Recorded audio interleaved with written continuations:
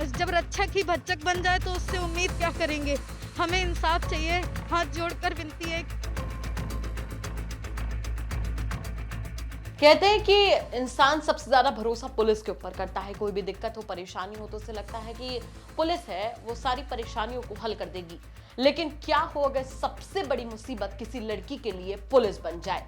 UP police. जी हाँ, नमस्कार, बहुत स्वागत है आपका यूपी तक में। मैं हूं आपके साथ गुणांशु श्रीवास्तव। आप देख रहे हैं हमारा खास कार्यक्रम the big crime story. The big crime story में कहानी आज उत्तर प्रदेश के कानपुर की, जहां पर पुलिस के ऊपर ही एक ऐसा संगीन आरोप लगा है जिसे सुनकर आपके रोंगटे खड़े हो जाएंगे। एक युवती ने उसके साथ शादी का झांसा देकर एक पुलिस वाले के ऊपर गंभीर आरोप लगाया है। कानपुर की फिजाओं में लगता है कुछ ऐसी हवा चलती है कि यहाँ वर्दी पहनने वाला अपने कानून के पालन से ज्यादा अपनी इश्कबाजी में ज्यादा ध्यान लगाता है। कानपुर में पिछले एक साल में अब तक 1 दर्जन के लगभग पुलिसकर्मी, दरोगा, महिलाओं, लड़कियों से छेड़खानी के आरोप में घिर चुके हैं। ताजा मामला कानपुर के कल्याणपुर इलाके से सामने आया, जहां दीपक कुमार माथुर नाम के एक सिपाही ने एक छात्रा का शादी के नाम पर कई सालों तक शोषण किया, ऐसा आरोप है। ये सिपाही इस वक्त एटा जिले में पोस्टेड है। पहले वो कानपुर के कल्याणपुर इलाके में ही छात्रा के मकान में ही किराए पर कमरा लेकर रहता था। उस लड़की का आरोप है कि सिपाही ने पहले एक दिन मेरे साथ जबरदस्ती की और उसके बाद मैंने शिकायत करने की बात कही तो शादी का वादा किया। उसके माँ बाप भी शादी के लिए तैयार हो गए, लेकिन इधर दिसंबर में उसने चुपचाप दूसरी जगह शादी कर ली। पूरे मामले पर किस तरीके से वो लड़की अपना दुख साझा कर रही है, आरोप लगा रही है, चलिए आपको सुनवाते हैं। यहाँ पर हम दीपक कुमार के खिलाफ एफआईआर लिखवाने के लिए कहने आए थे कि हमें उसके खिलाफ कानूनी कार्रवाई करनी है। उसने मेरा रेप किया और शादी का झांसा देकर अभी तक मेरे साथ शारीरिक संबंध बनाता रहा और कहता रहा कि शादी करेंगे, शादी करेंगे। इसके माता-पिता भी हमारे घर में आए थे शादी का रिश्ता लेकर कि हाँ, हम आपकी बिटिया से ही शादी कराएँगे, बस हमारी लड़की की शादी हो जाने दीजिए। इनकी लड़की की शादी होने के बाद भी इन्होंने मतलब चुपचाप अपने लड़के की शादी कर ली 25 नवंबर को और हमें पता ही नहीं चला। जब हमें पता चला किसी अन्य से, तो हमने इनसे दीपक से पूछा कि आपकी शादी हो गई? तो कहते हैं नहीं, हम शादी तो आपसे ही करेंगे क्योंकि हम आपसे प्यार करते हैं, इसलिए आपसे ही शादी करेंगे। ये कौन है दीपक? कहाँ पोस्ट है? क्या नाम?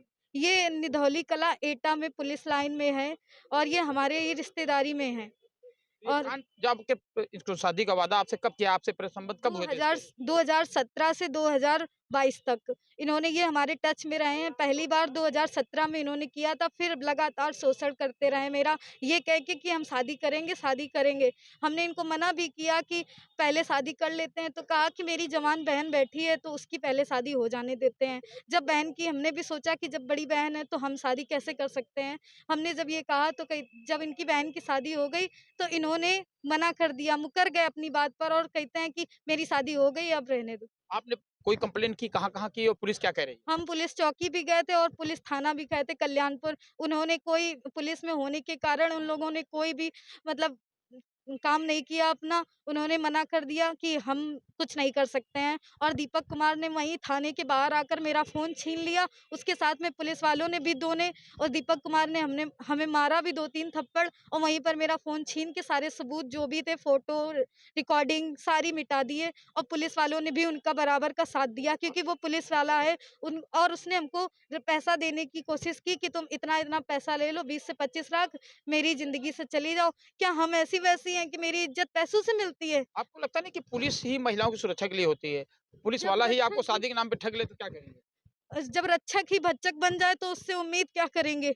हमें इंसाफ चाहिए, हाथ जोड़कर विनती है कि मुझे इंसाफ चाहिए, उसको कड़ी से कड़ी सज़ा दिलानी है और कुछ नहीं कहना है। मुकदमा दर्ज कीजिए, उसे कड़ी से कड़ी सज़ा दिलाइए, बस इतनी रिक्वेस्ट है हमें आप लोगों से। लड़की को सुना आपने। इस लड़की ने 24 दिसंबर को पुलिस कमिश्नर ऑफिस में अपनी एप्लीकेशन दी थी, लेकिन पुलिस का कमाल देखिए। छात्रा की एफआईआर की जगह उसका सिपाही के परिवार से कॉम्प्रोमाइज कराने की पुलिस उनकी आपस में मीटिंग करा रही है। डीसीपी वेस्ट विजय ढुल का कहना है कि छात्रा और सिपाही के परिजन दोनों ने पुलिस के पास आपसी समझौते के लिए लिख कर दिया है, इसलिए इनका मामला परिवार परामर्श केंद्र में भेजा गया है, जिसमें इनकी 2 तारीख भी पड़ चुकी है। परिवार परामर्श केंद्र में प्रकरण को रेफर किया गया और वर्तमान में परिवार परामर्श केंद्र में इस प्रकरण में 2 तारीखें लग चुकी हैं।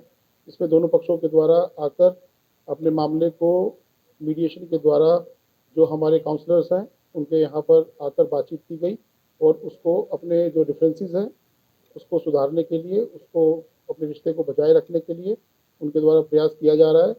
अगर इस संबंध में कोई तहरीर पुलिस को प्राप्त होती है या कोई शिकायत प्राप्त होती है तो उसमें उसी के आधार पर अग्रिम विधिक कार्रवाई की जाएगी। मेरे सामने अभी परिवार परामर्श केंद्र की फाइल है, जहां पर दोनों पक्षों के द्वारा अपनी लिखित सहमति दी गई है काउंसलिंग के लिए। आपके पास क्या चीज़ है वो मैं नहीं जानता हूं, लेकिन जो हमारे रिकॉर्ड्स हैं उसके अनुसार ये चीज़ें हैं। आवेदिका मेरे से पर्सनली कभी नहीं मिली है।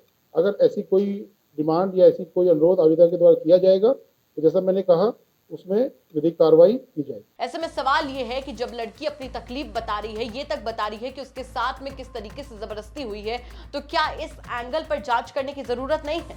इसी सवाल के साथ आपको छोड़कर जा रहे हैं। साथ ही आपसे ये भी कहना चाहेंगे कि अगर आपके आसपास के इलाके में कोई ऐसी बड़ी घटना होती है जो कि क्राइम की एक बड़ी खबर बन सकती है, तो हमें कमेंट करके जरूर बताइएगा। हम उसकी तह तक जाएंगे, उसके बाद में उसे खबर के तौर पर आप तक जरूर पहुंचाएंगे। नमस्कार।